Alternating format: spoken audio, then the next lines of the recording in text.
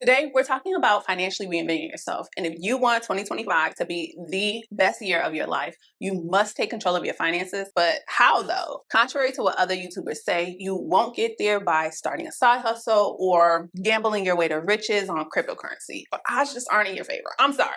I'm going to keep it real. Instead, what you want to do is one, understand the psychology behind how to financially reinvent yourself. And then two, implement the rules in this video to help you build healthy habits for the long term. Doing this will ensure sustainable success long after the excitement and motivation of the financial reinvention wears off. This is a financial reinvention. That means that things are about to shift, things are about to change, not just for the short term, but for the long term. I mean, not only in 2025, but in 2026, and in 2027, and in 2028, and in you get the point. These are the 5 best ways to financially reinvent yourself in 2025.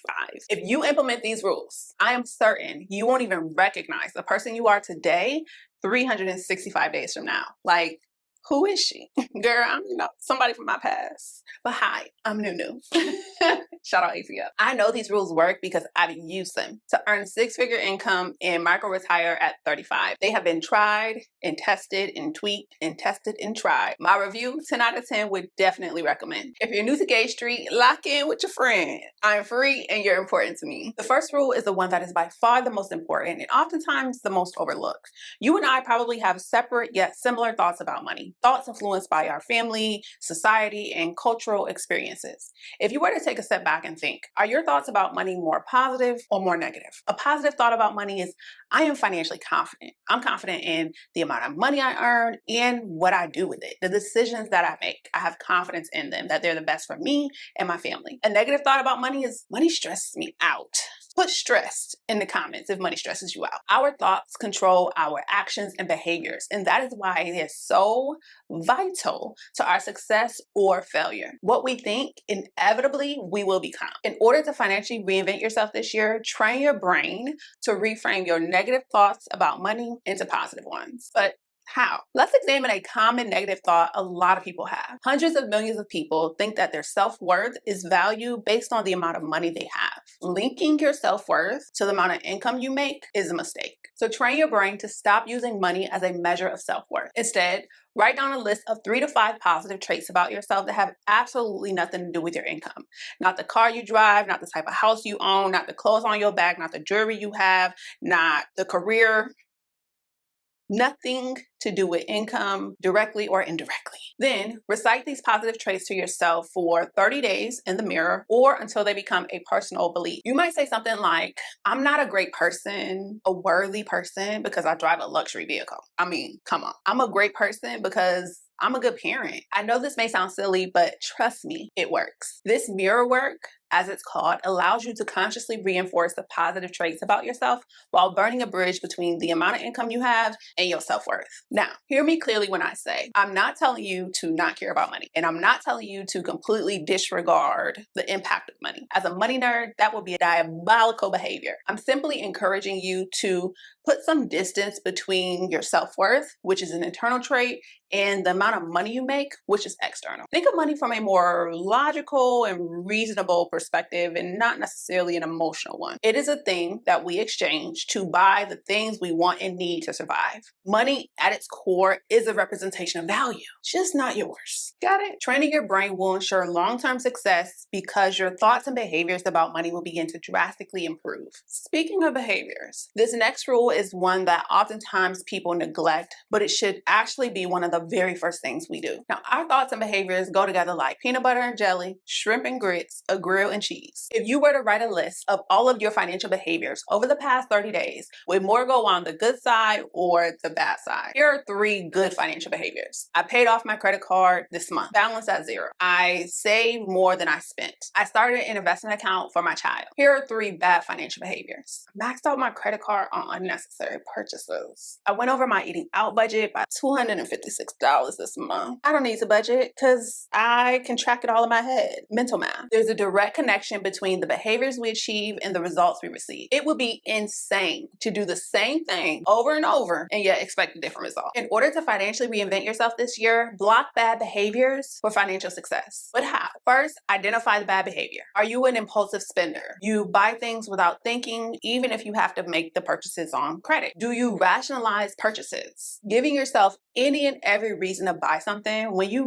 know that money could be put to better use. Second, spot the bad behavior when it is actually happening in real time, as they say. Now, this is where it gets real, because being able to catch yourself in the act means you're becoming self-aware. Stopping yourself from proceeding down the road of financial self-sabotage, because that's what it is the ultimate win. Third, avoid the bad behavior by telling yourself no or not right now. Now, admittedly, this is the hardest part, because I think as people, we can make any and everything make sense. I mean, girl math, right? If you've ever purchased something with money from a future paycheck, you rationalize that purchase, even though you didn't have the money right then and there to actually buy it. There was no one holding you accountable except you. Let's use me as an example. At one point in my life, I truly felt like I should be able to buy anything that I wanted within reason. So at the time, if I wanted it, I bought it. It was mine.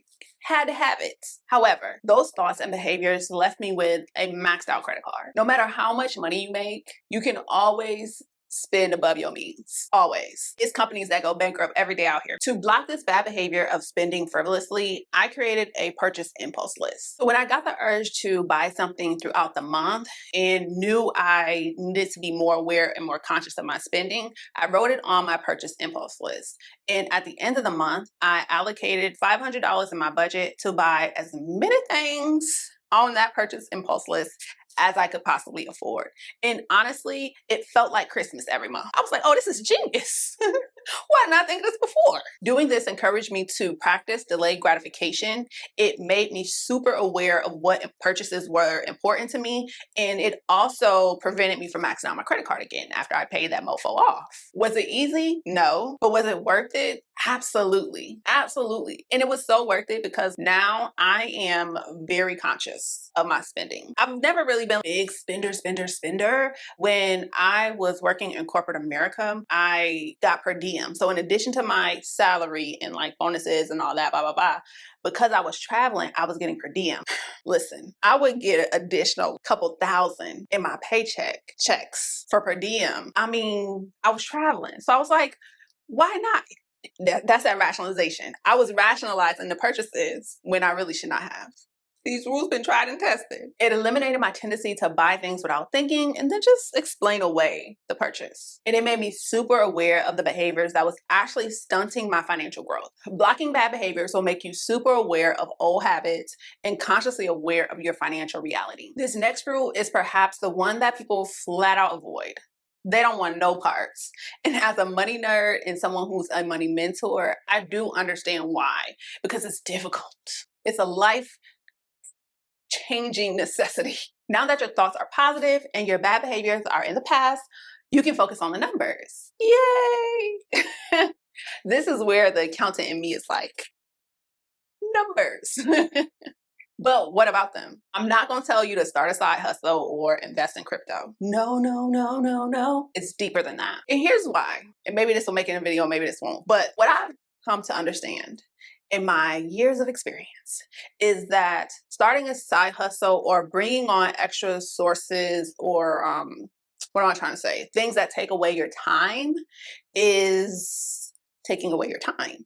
Right? And so what that equates to is time away from yourself, time away from your family, time away from your kids, friends, etc., etc. Honestly, y'all, as much of an advocate for financial literacy as I am, I'm an even more like proponent of owning your time. So that's why on my channel, you won't hear me talk a lot about things that's going to be additional time spenders. Massively, like having a whole side hustle. Now, if that's just something you want to do because it's always been a passion of yours, hey, YouTube, then by all means. But I think there's additional ways to go about it, to go about money management, to go about financial literacy, to go about wealth creation, wealth generation that I'm here to talk about. In order to financially reinvent yourself this year, you must face your financial reality. This is a complete accountability session of where your finances are. And maybe you're having this conversation with a therapist. Like, it gets deep and it gets real. Because in order to know where you're going on this financial transformation, you got to know where you've been. Like James Baldwin once said, not everything that is faced can be changed, but nothing can be changed until it is faced. There's a two-step approach that I created to help people face their financial reality. The first step is looking at the qualitative elements of your finances, and the second step is looking at the quantitative ones. From a qualitative perspective, the goal is to analyze the internal and external factors that contributed to your current financial reality. External factors are things that are out of your control, like financial literacy not being taught in your academic curriculum. Internal factors are things that are in your control, like completely neglecting money management as an adult. Maybe you grew up in a community that didn't really know a whole lot about financial literacy, and so as a result, you didn't know. Or maybe you grew up in a household that had financial abundance, but it was given to you so frivolously that you didn't really value it and made irresponsible decisions.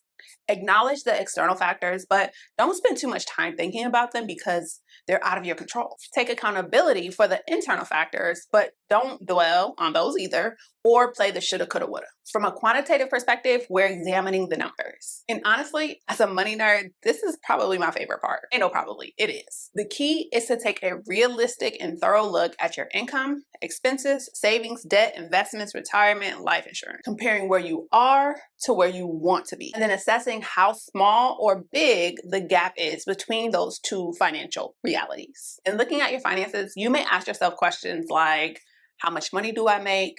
Do I make enough to cover my essential expenses and still have money left over? How much debt do I have? Is my total debt amount more than 10% of my gross income? When I think about the effort that it would take to actually pay off my debt, does that stress me out or give me anxiety? What does my retirement look like in comparison to my age and my income? If I have kids, do I have enough life insurance to protect my family in the event that I'm no longer here? Do I have a savings? And if I don't, how can I start a savings? How much money will I need to contribute on a monthly basis to actually build a healthy savings fund? Am I putting that money in a high yield savings account or a traditional account, and why? When I think about my spending on a monthly basis, are there areas where I could cut back because I'm sabotaging my financial future or my kids' financial future? Do you see what I mean when I said it could get deep and really personal? Facing your financial reality will be an eye-opening process because it forces you to face the good and the bad of your circumstances. If this is a challenge you're willing to accept, the best way is to audit your finances. An audit examines your income, expenses, savings, debt, investments, and retirement to provide clarity and create a realistic budget that you can adhere to for the long term. You could spend weeks figuring out how to do it, or you could attend a live workshop to accelerate your financial transformation. We implement the rules of this video to transform your finances. The workshops are designed to be intimate yet impactful, so spaces will be limited. I've opened up seats for the live Clarify Your Cashflow Workshop happening this month. Reserve your seat today. Link is in the description. The next step is the only one that really involves other people. In order to financially reinvent yourself, PTO it. Prepare the others. This is where you want to tell your friends, your spouse, your kids, tell them about what you are about to do. Share the steps you are about to take to transform your finances. This might even encourage them to join you on this journey, or at the very least, they can be a source of encouragement and support. But why is this important? Because the person they knew will begin to disappear. A new and improved person will emerge, and you want to prepare them for that. The old habits and behaviors they've always known you for won't be happening anymore. But be mindful that this is a personal journey. So if your support system is less than supportive, do it anyway. The personal and financial development is more than worth it. Once you've informed your family, it's time to create your goals. But instead of being like most and creating a vision board, ditch the board and create a ladder. You've probably created a vision board or two with a section for your financial goals. By February 31st, that vision board ain't nowhere to be found. If you want to financially reinvent yourself this year, ditch the board and create a ladder. Start by writing out your financial goals, but be strategic. The goals must meet the following criteria. Specific. The goals include details about what you want to accomplish. Measurable. The goals are able to be measured to determine if you've actually accomplished it. Achievable. The goal is possible based on your current skills and competencies, your abilities, things that you can do present day. Relevant. The goal is important and aligns with your overall life goals. And timely.